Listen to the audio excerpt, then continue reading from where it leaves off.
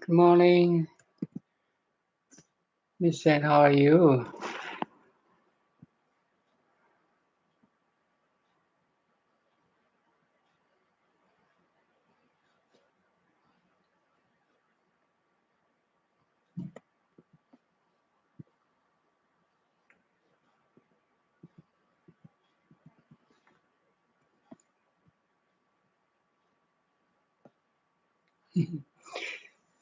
I'm very good. I just meditate a little bit, running, a little bit stretching. Yeah, it feels so good.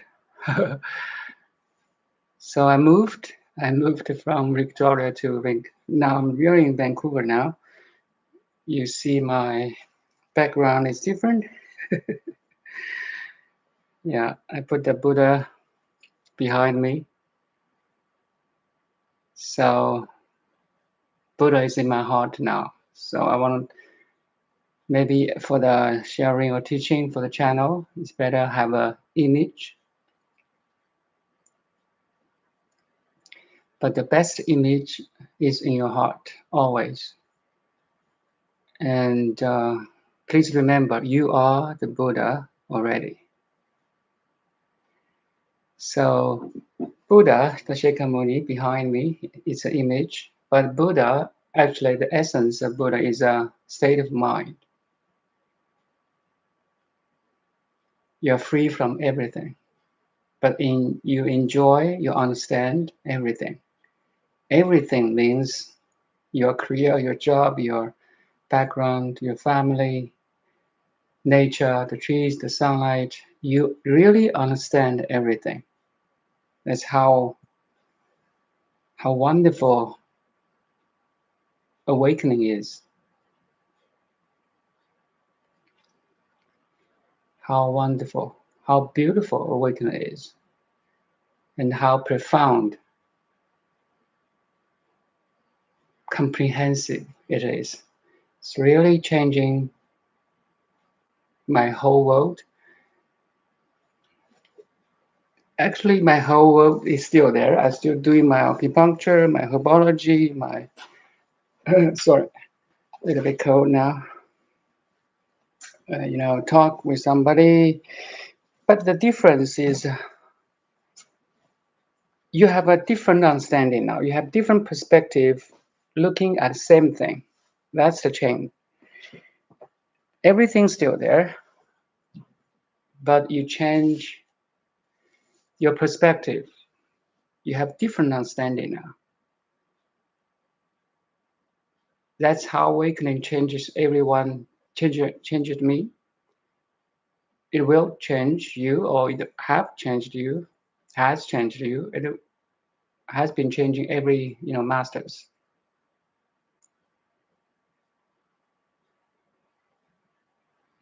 You really understand who we are, who I am, and why I'm here.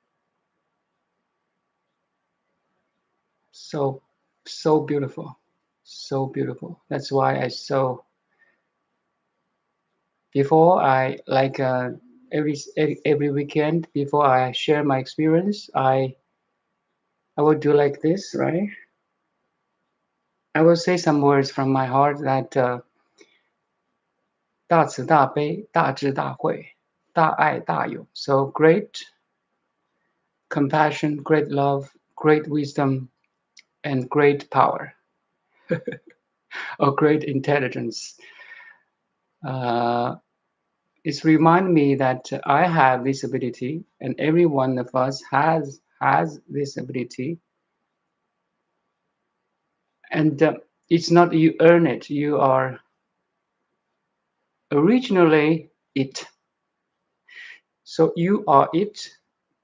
The language is there's a subject, there's object. You are it, but you and it is the same thing. So that's called the oneness.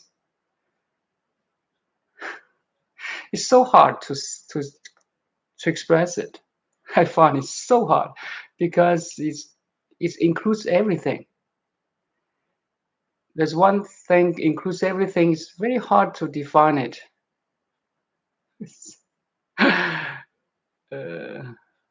every word is a dissection of that thing. That's how hard it is. It's so obvious. It's so obvious. It's just in front of you, in front of me. It's inside of you. It's inside of me. It's around me. It's around you. It's everywhere. It's everywhere.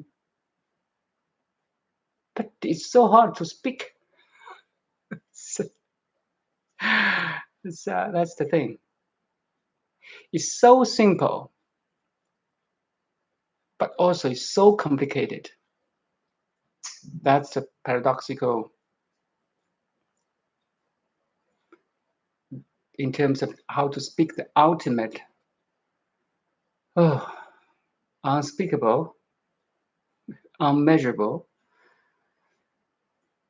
unconditioned. I think it's inconditionable. It's unconditioned and it cannot be conditioned. So it's always the ultimate is always free from worldly view, no matter who you are. No matter you're very rich or very poor, you're very young or very old, you're black or you're white, or you're a gentleman, you're a lady, it, it's subject to nothing. It's subject to nothing at all. It's subject to nobody. No matter you're president or you're just a cashier in a supermarket, everybody has it. Everybody has it. That's so amazing. That's God, right? God is everywhere. God is in everybody. God is around everybody. God is in the tree. God is in the rock. God is in our mind. No matter it's pleasant or unpleasant. But most time you lose the God if you have the unpleasant feelings. Okay, that's my introduction today. Too long. Too long. Okay. Let's go to the Seng Can. Seng Can. I think you have the link already, so I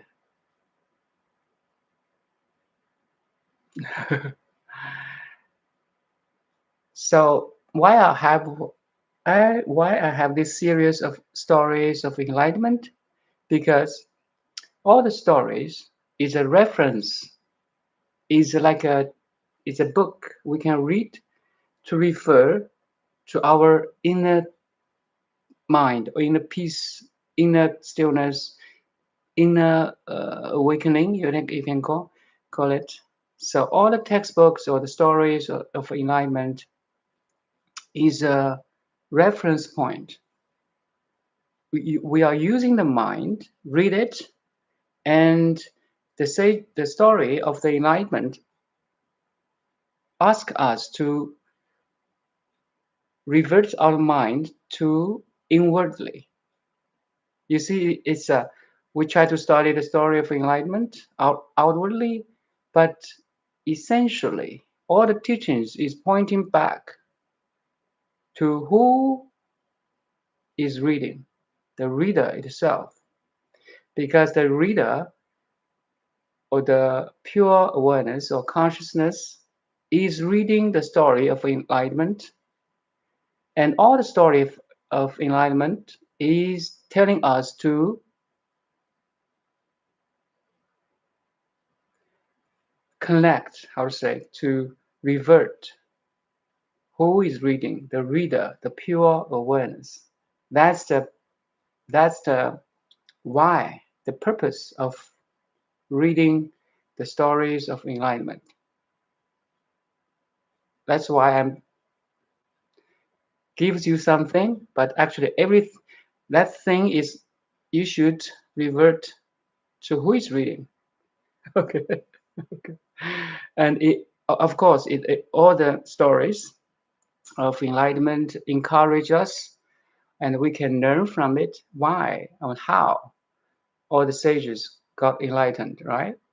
They paved the way. They show the way. They lead the way. Makes sense, actually.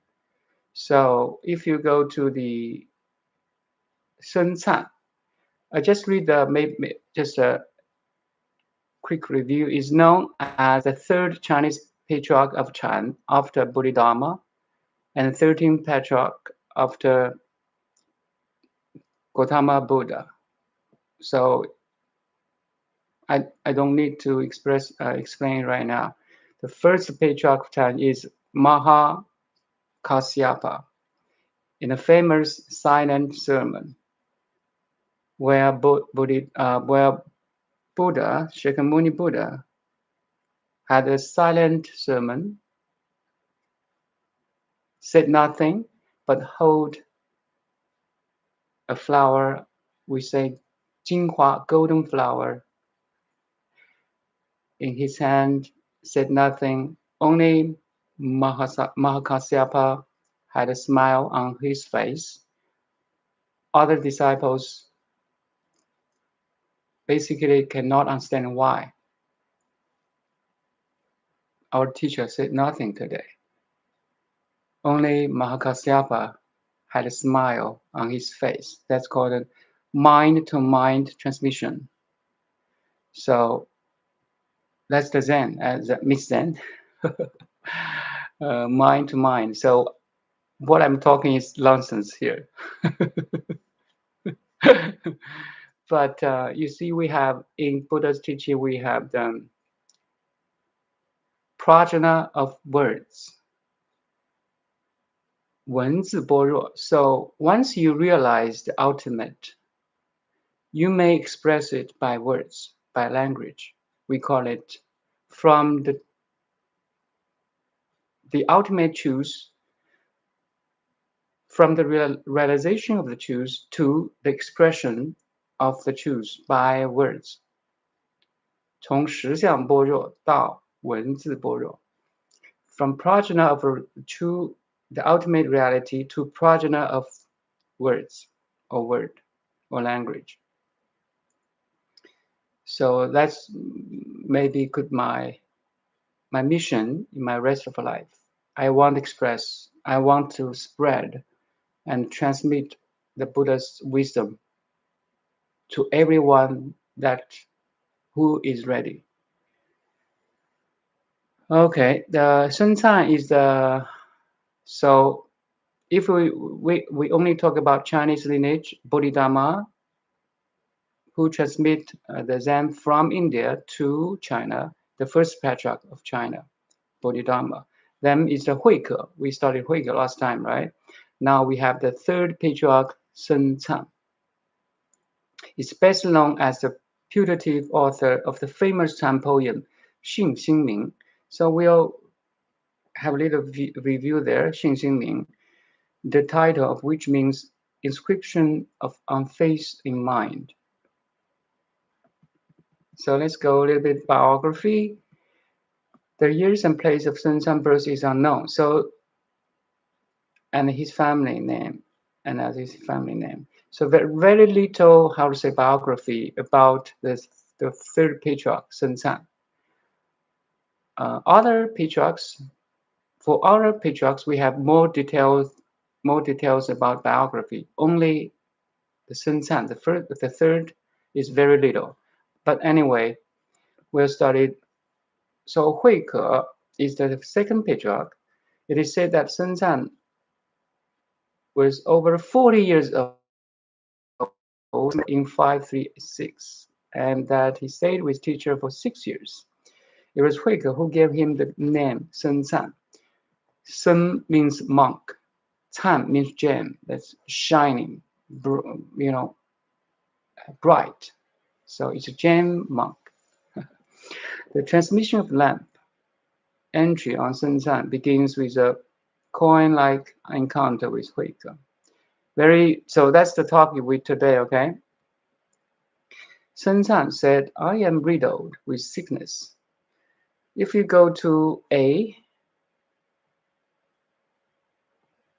so Seng Can had leprosy, very, sick, and he was struggled with the leprosy. So I'm riddled with sickness. Please observe me of my sin. Huike said, bring your sin here and I will absolve you. Sengcan of the long pause. When I look for my sin, I cannot find it. Huike said, I have absolved you. You should live by the Buddha, the Dharma, and the Sangha. You see, if you still remember, very similar to the teaching of Bodhidharma, the first patriarch, to Huike himself, the second patriarch. They almost talk about the same thing. If you go down the page, let's go down the end of this page. There's just one. Oh, it's not here though. It's not here, isn't it? If you go back to my, oh yes, it's in the notes, almost the end of this page. The B, compare with the Huike's meeting with his teaching Bodhidharma. Huike said, my mind is not at ease. Please pacify it for me. Last time we did say this verse, right? Bodhidharma said, bring me your mind, I will pacify you. And Huike said, but no matter how I might look, the mind is not a thing I can find. And Bodhidharma said, there, I have pacified your mind for you. So that's between the first and second. Actually, it's very similar between the second and third patriarch. You see, let's go back to the biography a little bit. Huike. You see, I'm riddled with sickness. Please absolve me of my sin. Bring your sin here, and I will absolve you. When I look for my sin, I cannot find it. You should leave them. I have absolved you. You should live by Buddha, Dharma, and Sangha. You see, when we really look into, or dig into, or drill into our sufferings, the unpleasant feelings, even the sickness, the physical, discomfort, like Seng Can. Sorry, he's talking about sin. If you really drill into the sin, it's hard to locate it. Just as the anxious mind, it's very hard to locate it. It's fleeting. It's empty. It's unreal. That's all that both Bodhidharma and Huike said same thing. If we really, they ask that, the students or disciples to really look into the nature of the suffering. It's hard to locate. It's maybe from memory, it's maybe from relationship, it's maybe from, trauma in the history, it's maybe from even financial, problem, maybe from divorce, maybe from, everybody could be different, maybe from physical hurt or sickness or damage.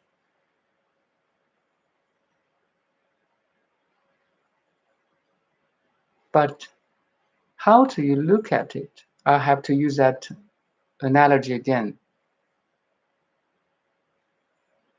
You are a conscious mirror. You are conscious, right? You are aware. So at this very moment, you are conscious, just like a four-dimensional conscious mirror that reflects everything outside and inside. outside as image of tree, house, your room, your table, your computer, and inside as your memory, your feelings, your emotions, your thoughts, your background, your education, your belief, and something in between is the body, the sensations, the taste, the smell, the listening.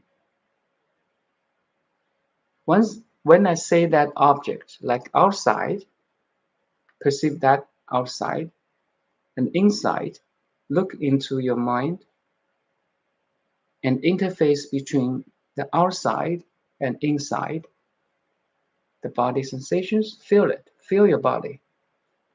You're temporarily residing in your body now. You are not your body. It's just a temporary room, house for you, apartment. You moved from different apartment to apartment, from different house to houses, from different location to from different places to different places, right? But there is something never moves. That's your pure awareness.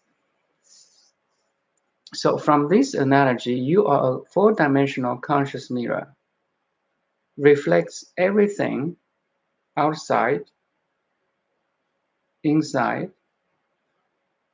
and the interlayer between outside, inside the body. So you are a mirror. Everything is are reflections. No reflection can influence the mirror itself. I need a mirror now. So if it's a mirror, my cell phone, like it will reflect everything. Nothing can really touches the mirror itself, no matter it's beautiful, how beautiful it is, or how terrible it is. Just like movies on the TV screen.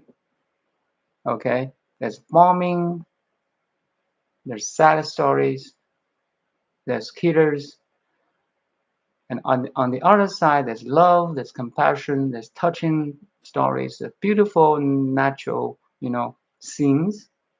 But all these stories, sad, good, sad, happy, good, bad, beautiful, ugly, yes, no, right, wrong, touches nothing of the screen, of you.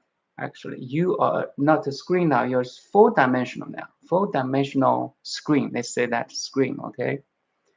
Nothing can really touches you.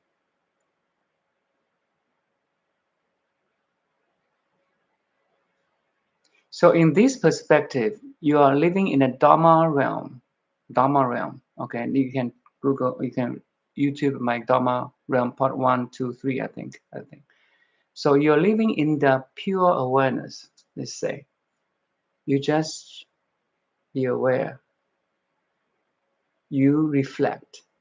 You are conscious, your light of consciousness is shining on the phenomena world, no matter it's image, it's a sound, it's a person, it's a tree, everything, okay? Now you're living in a Dharma realm.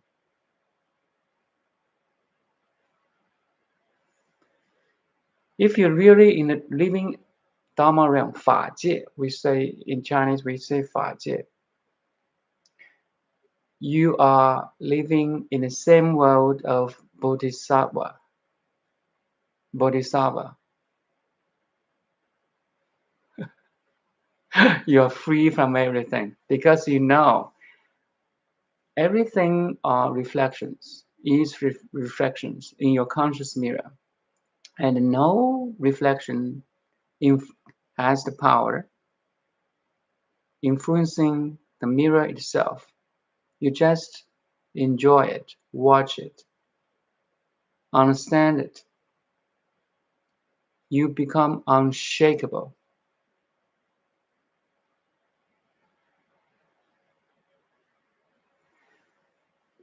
Miss Zen asked, because it is a thought and does not exist in itself.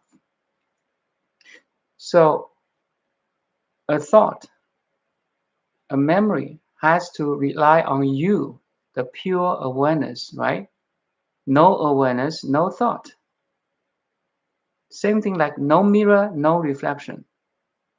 So a thought, you perceive a thought, you perceive a drama, you perceive a memory. You have to be there first. 本心本觉, we say the original face or the original awareness, the original consciousness has to be there first. I say first. You see, actually, they coexist. It coexists. But let me say, your awareness, the mirror, should have to exist first. Then you can reflect.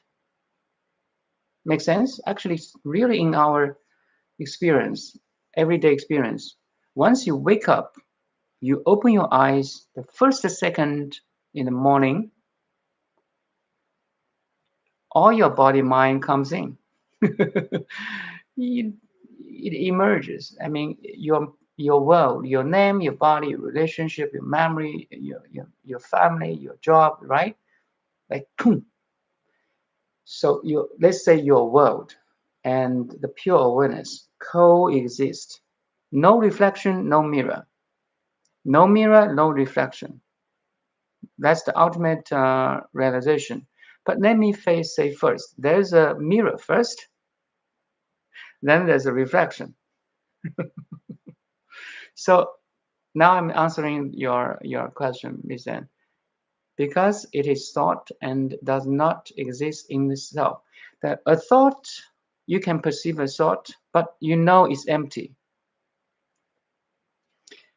And you know it has no power influencing you.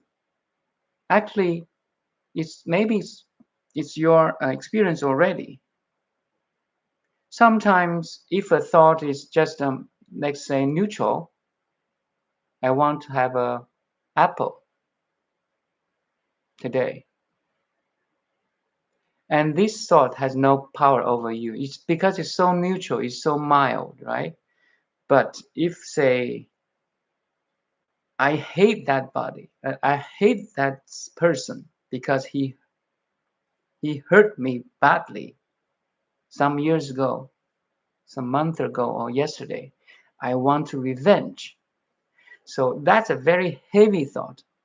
Most time you can, if somebody have this heavy thought, it's so hard to really have separation between the awareness and the contents of awareness, because it's so heavy. You're so sticky to that heavy thought. I hate him or her. You don't have that separation. So you become sticky, heavy, stiff. You don't have the freedom from that reflection.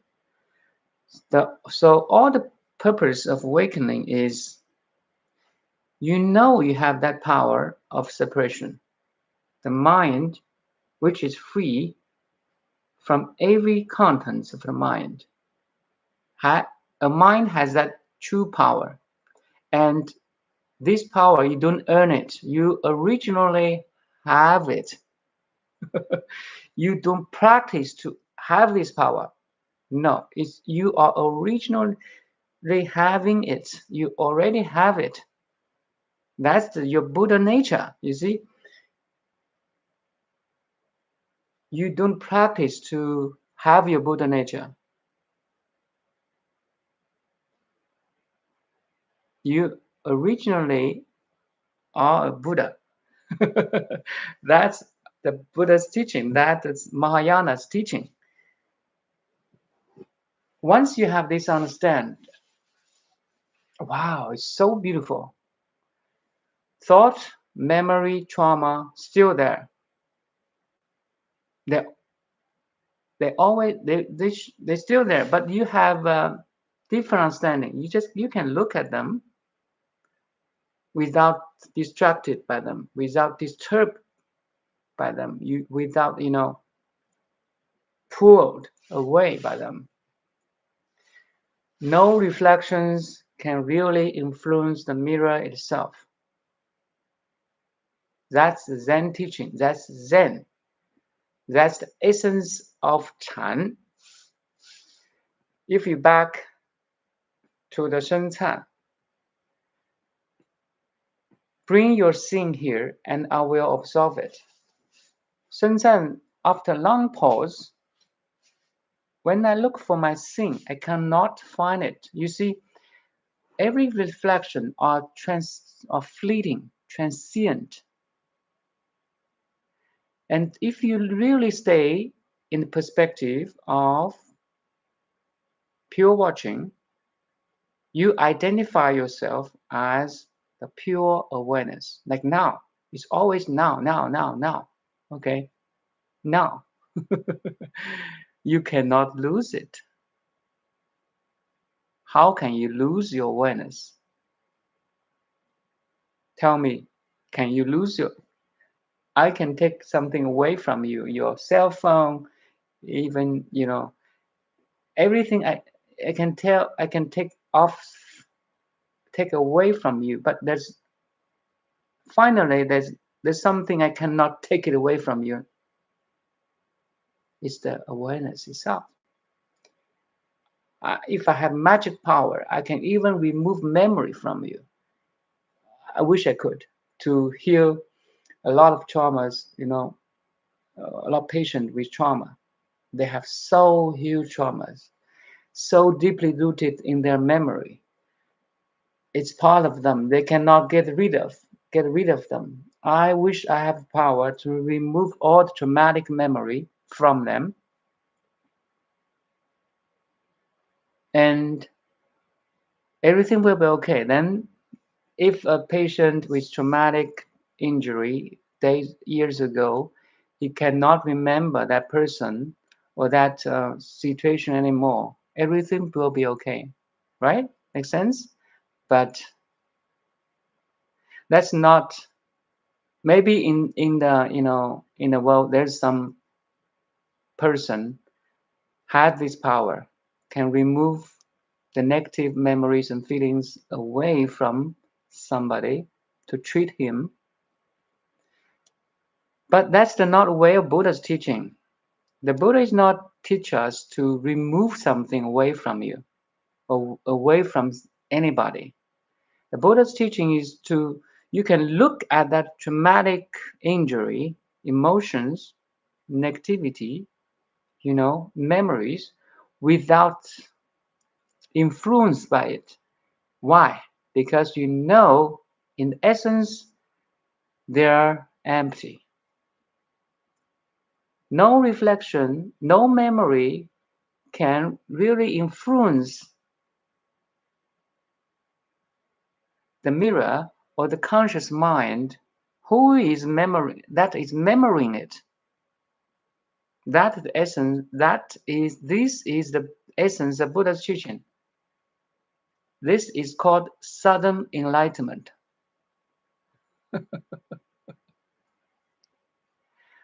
All the thoughts, memories still there. But now you can watch them without any problem. You can face it without disturbed by it. That's the true healing. That's a true freedom. Make sense? No matter is a physical sickness or mental problem. Because now you're living in Dharma realm. Dharma realm means you're living in your pure awareness. Everything's still there, outside, inside, and body sensations. But now you can be free from that thing. That's important. That's the Buddha's teaching. I want my sharing or teaching to be authentic. So all my teaching or my sharing partially from my personal experience or realization, partially from the sutras,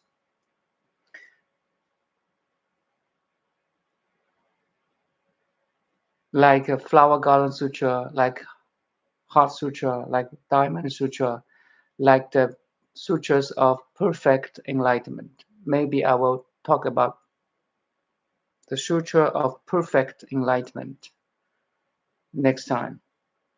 I wish I have more time to devote my whole life into this sharings of the teachings of sutras. It's so beautiful.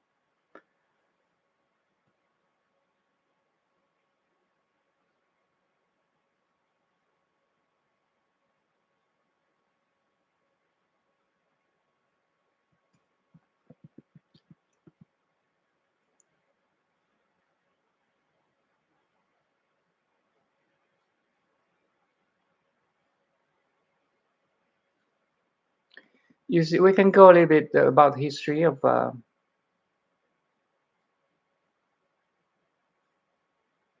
according to the Morling, maybe six. What we are studying this like a six now.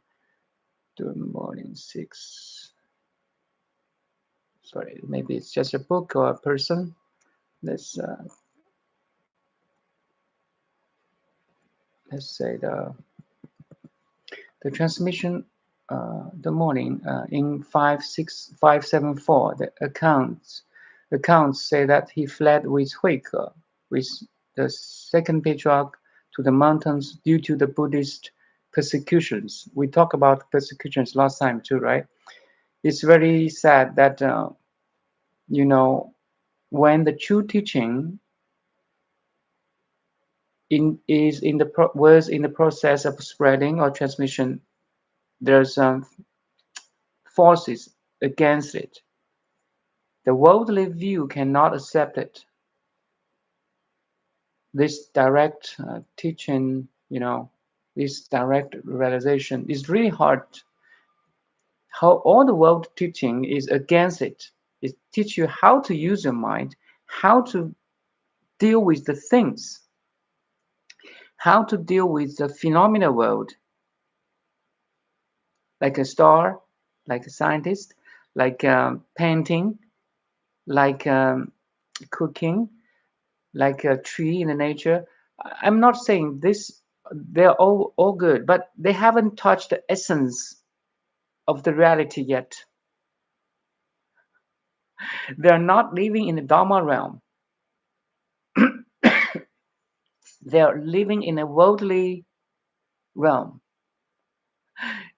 Do you know, if you have that shift of two realms, I used to live in the worldly realm, 世界, let's say 世界.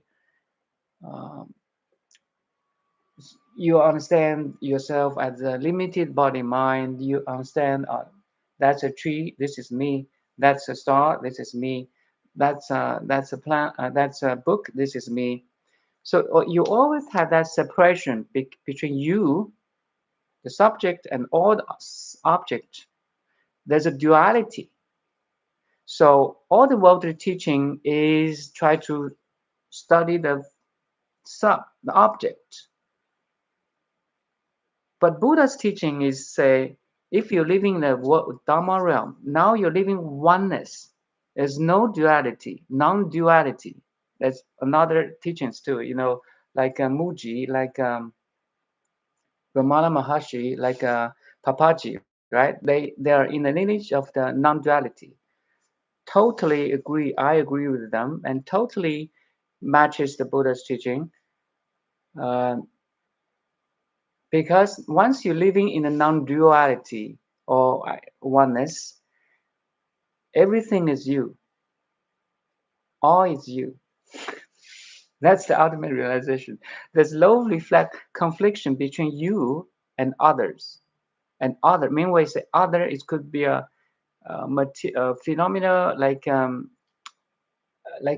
like a tree, like a fence, like a window, like a room, like a computer. But now if you're living in the Dharma realm, you know you're watching it, that your light of consciousness is shining on object. The mirror itself is reflect your computer, my image, my voice, right in this moment. And you know they are the contents of your mind. And ultimately, the reflections in the mirror are the mirror itself. It's a, I always said, first step is the separation, and second step is the union. There's no confliction between you and everything else. Everything else means people, your memory, the nature, you know, now you're awakened, you're free. Uh, so while I'm talking, you can keep asking, I can answer your questions. Your meditation guidance and this group of meditation gifts can help with what it has been described, non-disturbed, separate from memory, to free from it. A friend of mine who has this neuroscience background. Thank you, Kristen. You confirmed again. Said meditation can help with trauma. A comment you don't have to read out. Okay. So let's go on. You see, very sad. There's a between the but in the Buddha's teaching, there's a confliction between the worldly education and the ultimate education. That's why we have two truths: relative truth and ultimate truth. I will say all the worldly teaching, education, even science now, are in the relative education or teachings. Only when you realize you are everything and you are everything and everything is you, you're done. Mission completed. Mission impossible becomes possible for you now. Becomes realized. After receiving transmission, let me go on this. So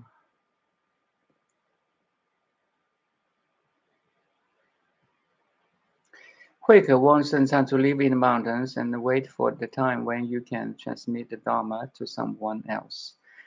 A prediction made to Bodhidharma by Prajnadhara, the 27th Chan messenger, indeed fulfill the common calamity. Yes, but now we have different time. Now we have YouTube, we have YouTube channel, we have the internet, and there's always also a trend, a current, awakening trend, awakening force, awakening current that really happening right now in the world.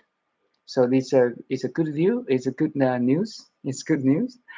Um, after receiving the transmissions and turning the high in Wonton Mountain in Yishan, and then on second mountain, Seng Mountain in western Anhui province. Therefore, 10 years he wandered with non-fixed abode. There's a one thing I want to mention here. So before the fourth patriarch, now we're talking about the third patriarch, Seng Can, right? So if you look, we go ahead like Dao Xing.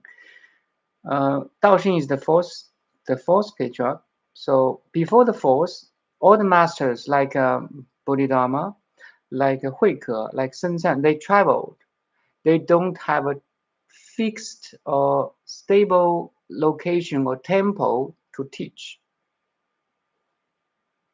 But after Daoxing, let's say after Daoxing, then there's a Hongren, there's a Huineng, and all the like Mazu, like Huairang, right?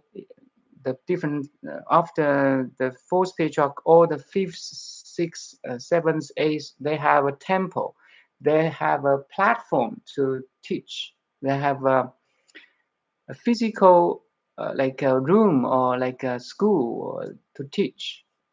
That's a little bit difference. Before the fourth patriarch Dao Xing, they all travel. They traveled everywhere. So that's one difference. Then Seng Can met Dao Xing, a novice monk of just 14. Very good comic merit. In 14, if you can become monk, wow, beautiful. Dao Xing attended Seng Can for 9 years and received Dharma transmission. Subsequently, Seng Can spent 2 years. I said Dao is sitting on the tree before Dharma. Assembly nights, Dao Xing noticed that Chinese official. And there's all the. Then he received the honorary title 见智. You see, mirror wisdom. We talk about the conscious mirror, the pure awareness, right? Mirror wisdom from the Tang Dynasty Emperor Xuanzong. Shen Can, like Bodhidharma and Huike before, was reputed to have be a devotee and specialist in study of Nanko-Vatara Leng Jing, which taught the elimination of the all duality and the forgetting the words and thoughts, something very like the essence of Chan or Zen, stressing the contemplation of wisdom. Okay, let's go. Transmission. I want to talk about the. Let's go back to the Shen Can's his book or his poem, Xin Xingming. So if you go back to the top again of this page, he's considered the Dharma successor of the second patriarch. Then he had this the best known as the putative author famous Chan poem Xin Xingming. So let's go a little bit about Xin Xingming now. Okay, we still have some time, right? Xin Xingming, faith in mind. Any? So still no questions. So Xin Xingming. You can keep reading yourself. I will pick up the most essential part. You know, Buddha and the mind are one. Okay, that's the Chan. No bullshit. Directly pointing you to your mind is the Buddha. So when I say the mind here is awareness, is not the contents of the mind. Okay, it's not your memory, it's not your background, it's not education, it's not your physical body. The pure awareness, the pure mind that is free from any condition, any experience, is the Buddha. You see, the mind and Buddha are one. Mind is Buddha. Ma Zu said that famous dictum. So you must have that confidence. You must have that trust. You must have that believing mind. That's called Xing. You must have that belief. And this belief is not your literary understanding. It's your realization. It's my realization. It's all the sages' realization. It's your realization. Then you don't need that belief anymore because it's your experience.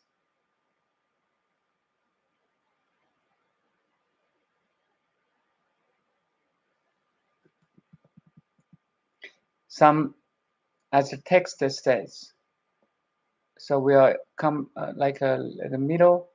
Any degeneration of a previous practice on emptiness arises because of the false perspectives.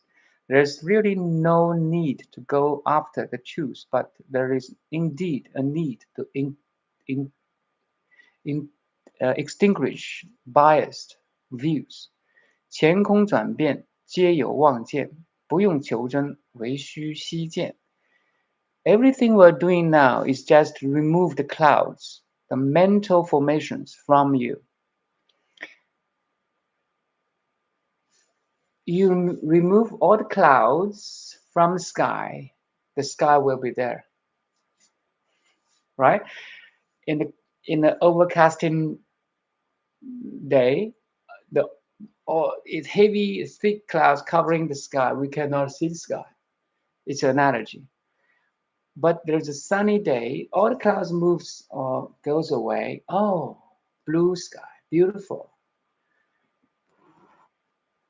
All the teaching is like you just remove all your biased views, your individualized understanding, biased understanding, to a point that you are like a blue sky without any obstruction, without any obstacle, without any, hindrance.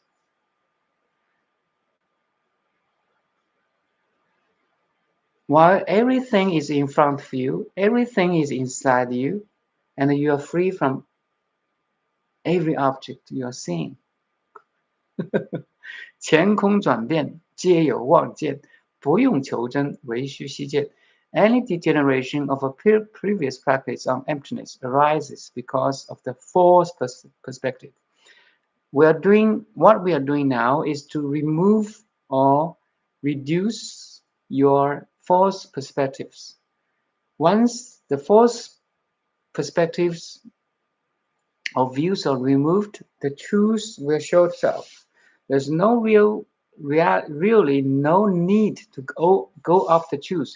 The truth is right at this moment, at this place. The only thing is you remove your biased mental activities. I mean, biased understanding, incomplete understanding of the ultimate truth. Stop.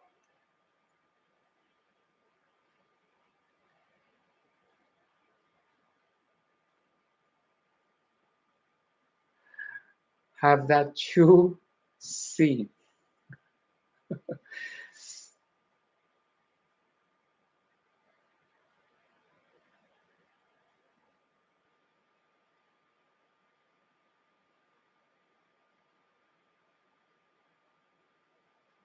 照法清虚离原止. If you can go back to my 4 or the 5 samattas techniques and the 6 vipassana techniques, it's all there. How to do it, how to realize it. You can review my YouTube samatha techniques and vipassana techniques from Flower Garden Sutra. So beautiful.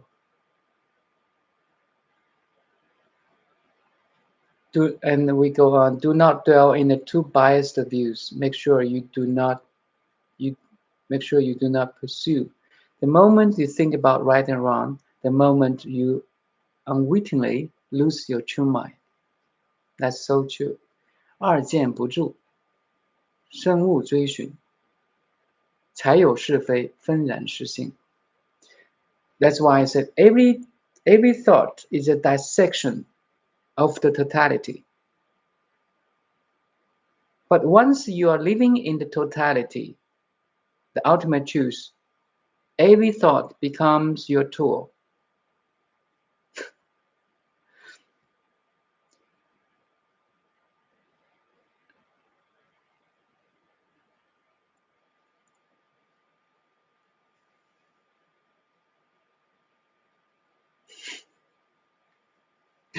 Okay, I think 1 hour passed. We can end this session in a silent, but in the silence, show our gratitude to all the sages' teaching, the Buddha's teaching. And you are the Buddha